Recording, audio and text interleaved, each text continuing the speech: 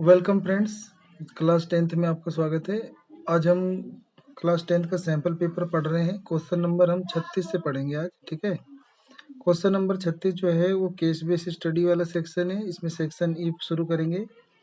इसमें लिखता है कि Basant and Vinod lives in a housing society in Dwarka, New Delhi. Basant और विनोद एक जो है नई दिल्ली द्वारका में रहते हैं सोसाइटी में। There are two building in their housing society. उनके घर के सोसाइटी के पास में कह रहा है 2 बिल्डिंग है। The first building is 8 metre tall. पहली बिल्डिंग जो है वो 8 मीटर ऊंची है। तो one day both of them were just trying to guess the height of the other multi store building. तो एक दिन उन्होंने फैसला किया कि वो अपने सामने वाले मल्टी स्टोर बिल्डिंग का भी हाइट पता लगाएंगे। विनोद से डैड, विनोद कहता है कि it might be a 45-degree angle from the bottom of our building to the top of multiple store building. So the height of the building and the distance from our building to this multiple store building will be same. Then both of them decided to estimate it using some trigonometric tools. Let's assume that the first angle of the depression of the top and between bottom of an 8-meter tall building from the top of a multiple store building are 30 degree and 45 degrees respectively. तो पूरे कहने का मतलब ये हुआ कि दोनों ने फैसला किया कि चलो हम इसकी मल्टीपल स्टोर बिल्डिंग का जो हाइट है उसको पता लगाएंगे। तो विनोद ने कहा कि शायद हमारे घर का जो बिल्डिंग का बॉटम है उससे जो हमारे बिल्डिंग का जो टॉप है उसका जो एंगल बन रहा है वो 45 बन रहा है। और हाइट ऑफ द बिल्डिंग मतलब और जो बिल्डिंग की हाइट है और जो हमारे बिल्डिंग से उस बिल्डिंग का जो हाइट मतलब डिस्टेंस है वो भी सेम है, ये भी कह रहे हैं। तो इसके लिए पूरा डायग्राम भी बना हुआ मिल रहा है हमें। तो पहले मैं डायग्राम आपके लिए बना देता हूँ, ठीक है। इसके बाद हमारे को ये पूरा डायग्राम बना लेना है। ये डायग्राम बनाएंगे तो देखो, ये बोला था ये हमारा बिल्डिंग हो गया और ये मल्टीपल स्टोर बिल्डिंग हो गया, ठीक है। ये मल्टीपल स्टोर बिल्डिंग हो गया और ये हमारा बिल्डिंग हो गया, ठीक है। तो बिल्डिंग की हाइट क्या थी? 8 मीटर। तो इधर से भी हाइट 8 मीटर हो जाएगा। और मल्टीपल स्टोर हाइट को हमने एच लेट कर लेंगे कि इसकी पूरी हाइट एच मीटर है। तो ये 8 है तो ये 8 हो जाएगा। तो फिर पूरे हाइट एच है तो एच में से ये 8 घटा देंगे तो ये बी और ई की हाइट आ जाएगा एच माइनस 8। फिर यहाँ से हम एंगल ऑफ एलिवेशन बॉटम से इसका टॉप का बोला था 45 है। फिर इसके टॉप से इसके टॉप का बोला था कि ये 30 डिग्री का एंगल बनेगा। तो ऊपर से जो एंगल ऑफ डिप्रेशन 30 बनेगा वो इधर से 30 है। और जो ऊपर से एंगल ऑफ डिप्रेशन जो 45 बनेगा तो इधर से 45 बनेगा। हम इसकी डिस्टेंस को x मान लेंगे, इसका डिस्टेंस x मान लेंगे, ठीक है। और इसकी हाइट को h मान लेंगे। इसका नाम लिख देंगे A B C D E F, ऐसे मान लेंगे, ठीक है। अब पहला पर्सन बोला था इसने कि now help Vinod and Basant to find the height of the multiple store building. अब ना इन दोनों की मदद करने के लिए हमें इस बिल्डिंग की हाइट निकालनी है। तो हम इस बिल्डिंग का क्या निकालना चाहते हैं? हाइट निकालना चाहते हैं। तो हम लेट कर लेंगे ना कि हाइट भी एच मीटर, मतलब कि हाइट क्या है? एच मीटर है। ये पूरा एच हो जाएगा तो यानी ए बी की लंबाई एच मीटर हो जाएगा। तो ये 8 है तो ये भी 8 हो जाएगा और पूरे लंबाई एच में से 8 घट जाएगा तो बी ई की लंबाई एच माइनस 8 हो जाएगा, ठीक है। अब हम क्या करेंगे? अब हमें ये पूरे की हाइट चाहिए तो पहले ये ट्रायंगल ले लेंगे छोटा वाला बी ई डी। तो लिखेंगे इन ट्रायंगल बी ई और डी। तो बी ई डी में हम tan 30 डिग्री लगा लेंगे। तो फॉर्मूला होता है परपेंडिकुलर अपॉन में बेस। तो परपेंडिकुलर जाएगा एच माइनस 8 और अपॉन में बेस को हमने देखो एक्स मान रखा था तो हम एक्स मान लेंगे, ठीक है। यहीं पे लेट भी कर लेंगे कि लेट सी ए या डी ई, यानी ये वाला सी ए या डी ई, इसकी लंबाई को हम एक्स मीटर मान लेंगे, ठीक है। और tan 30 का मान 1/√3 पुट कर लेंगे और ये जाएगा h माइनस 8 अपॉन में x।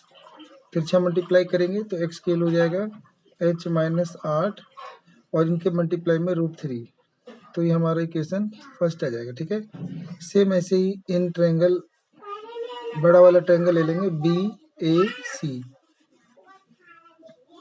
इसमें हम tan 45 लगा लेंगे तो फॉर्मूला हो जाएगा परपेंडिकुलर अपॉन बेस। तो परपेंडिकुलर में इसके सामने वाला पूरा हाइट h आ जाएगा और डिवाइड में बेस x आ जाएगा।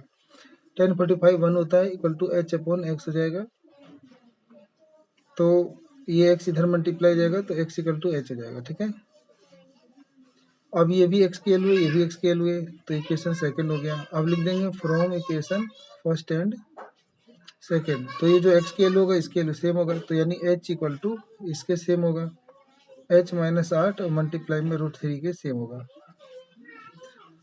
ये इन दोनों से मल्टीप्लाई कर देंगे तो h इक्वल टू जाएगा h √3 और माइनस 8 √3, ये माइनस का 8 √3 इधर आके प्लस का 8 √3 हो जाएगा और ये इधर जाके माइनस आएगा, तो h √3 माइनस 1। अब हाइट निकालने के लिए यहाँ से h कॉमन ले लेंगे तो √3 माइनस 1 आ जाएगा और ये 8 √3। अब ये जो मल्टीप्लाई में ये डिवाइड में आ जाएगा, तो 8 √3 के डिवाइड में आ जाएगा √3 माइनस 1। अब इसका रेशनलाइजेशन कर देंगे तो 8 √3 अपॉन में √3 माइनस 1 है, तो रेशनलाइजेशन करने के लिए √3 प्लस 1 ऊपर और √3 प्लस 1 नीचे मल्टीप्लाई कर देंगे, तो ऊपर 8 √3 इससे मल्टीप्लाई हो जाएगा, तो ये जाएगा आपका 8 3 24 और प्लस 8 √3 और डिवाइड में इसमें फॉर्मूला लग जाएगा a माइनस बी और a प्लस बी, तो formula a square minus B square, तो यानी 3 माइनस 1 हो जाएगा। ऊपर में से हम 24 प्लस 8 √3 और इसके डिवाइड में 2 लिख देंगे। ठीक है, अब ऊपर में से 2 2 का टेबल कॉमन लेके नीचे वाला 2 काट देंगे, तो बचेगा 12 जमा 4 √3, फिर जब 12 जमा 4 √3 का मान 1.73 ले लेंगे। ठीक है, तो 12 जमा 4 3 12 का 2 हासिल गया, ये 7 चौक 28 और 1 29 करना हासिल गया 2 4 2 6, तो ये जुड़ जाएगा तो 18.92 मीटर, तो ये लगभग आंसर आ जाएगा, तो हमारा हाइट ऑफ बिल्डिंग आ जाएगा ये। ठीक है, फिर एक और प्रश्न पूछा है कि also find the distance between the two building, दोनों की बिल्डिंग के बीच का डिस्टेंस निकालना है। तो हमने यहाँ पे देखा था कि इक्वेशन 2 में x और h की वैल्यू सेम है, तो अभी जो हाइट आया है वही दोनों के बीच का डिस्टेंस होगा, तो दूसरे का आंसर हो जाएगा कि distance between two building, distance between two building, तो दोनों बिल्डिंग के बीच का जो डिस्टेंस हो जाएगा वो बराबर x हो जाएगा, जो कि 18.92 मतलब 92 मीटर आ जाएगा। ठीक है, 18.92 मीटर। तो थर्ड पर्सन है इसमें कि find the distance between top of the multi storey building and the bottom of the first building. तो distance between top of the multi store building, तो ये मल्टीपल स्टोर जो बिल्डिंग है इसके टॉप और इसके जो बिल्डिंग का टॉप बॉटम है इसके बीच का डिस्टेंस निकालना है, तो इसके बीच का डिस्टेंस यानी ये हो जाएगा BC। तो थर्ड क्वेश्चन में आपसे यानी BC की डिमांड की है।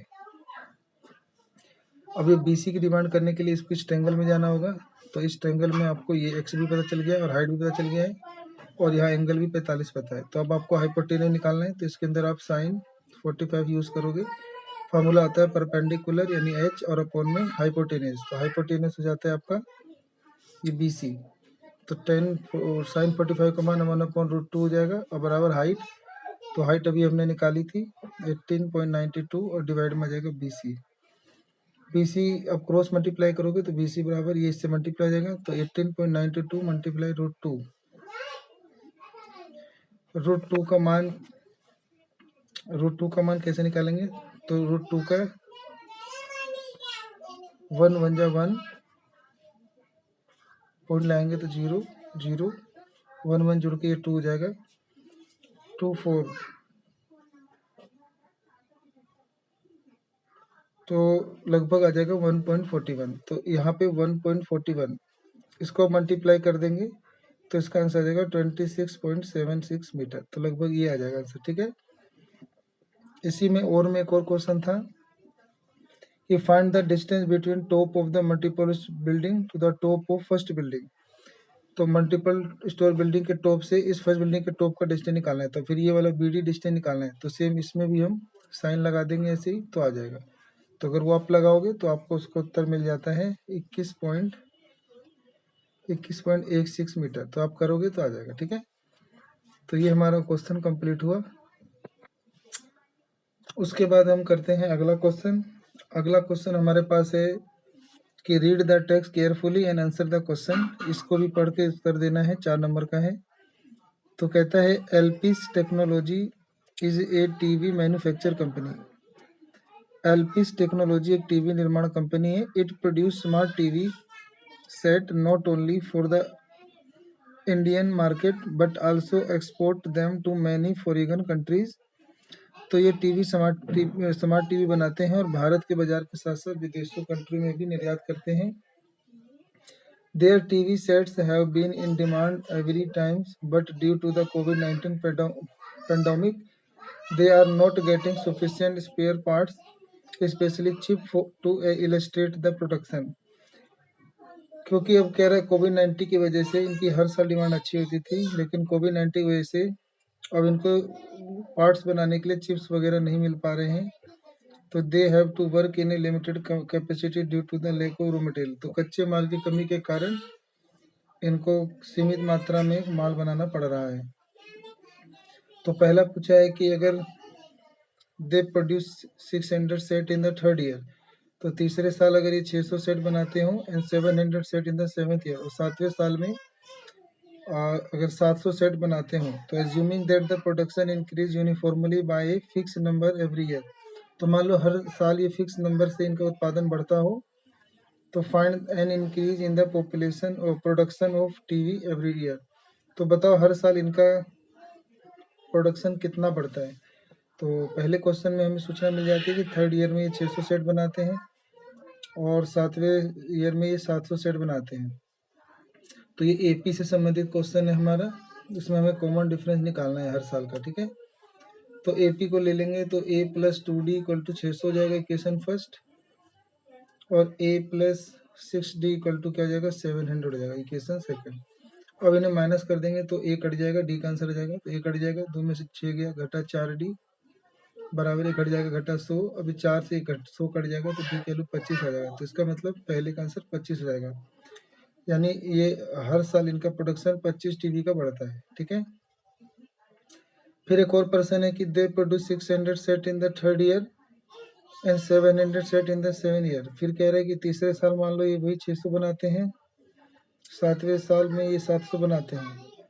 फिर कहता है कि assuming that the production increasing uniformly by fix number every year. तो मान लीजिए हर साल इनका ऐसे ही उत्पादन बढ़ता है, तो फाइंड इन विच ईयर। तो पता करना है कौन से वर्ष में इनका प्रोडक्शन 1000 टीवी का होगा। तो लेट कर लेंगे कि AN ईयर में इनका प्रोडक्शन 1000 होगा। तो AN का फॉर्मूला लगाएंगे A + n - 1 × D बराबर 1000। तो A का मान हमने अभी निकाल लेंगे यहाँ से। तो हम भी देखो D का मान 25 आया था, तो D का मान अगर परसेंट सेम है तो इसी D का मान हम यहाँ पे पुट कर देंगे।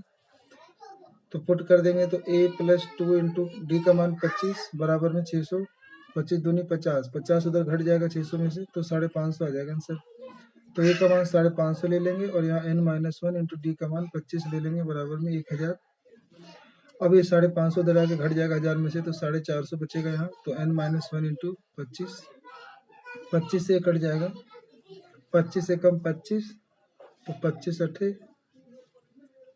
200, ठीक है। फिर ये आपका n - 1, ये n उधर चला जाएगा तो n बराबर 19। तो यानी आपका 19वें साल में जाके 1000 टीवी का उत्पादन होने लगेगा, ठीक है। फिर तीसरा प्रश्न है यहाँ पे कि they produce 600 set in third and 700 set in seventh year. Assume that the production increasing uniformly by a fix number of year. तो find the production in 10th year. फिर पूछा है कि अगर ऐसे ही उत्पादन चलता रहे तो 10वें ईयर में कितना उत्पादन होगा, यानी A10 पूछा है। तो फॉर्मूला A + 9D लगा देंगे। तो A का मान 550 आया था, 9 गुना D का मान 25, 550 में 225 ऐड कर देंगे तो आपका आंसर हो जाएगा 775 टीवी, ठीक है। तो इतना टीवी सेट बनाएंगे ये 10वें साल। फिर पूछा इसी में और में कि they produce 600 sets in the third year.